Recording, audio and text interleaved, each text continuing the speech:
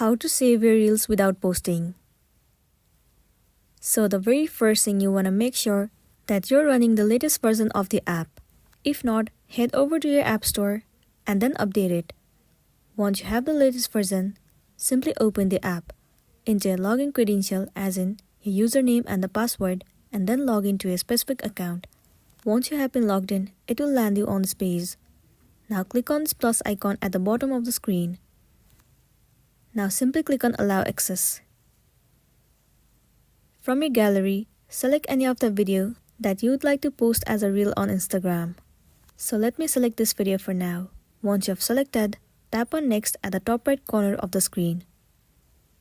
Edit the video as you want to, and once you are done, tap on this arrow icon at the top right corner. Now firstly, if you want to save without posting, then what you want to do is simply click on Save Draft at the bottom left corner of the screen. Well, the video has been saved. In order to check it out, click on this plus icon once again.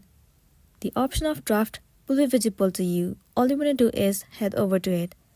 And there you can see the video that you have just saved. So that's all for today, and this is simply how you can save reels without posting on Instagram. Make sure to smash the like button and consider subscribing if you found this video helpful. We'll see you in the next one.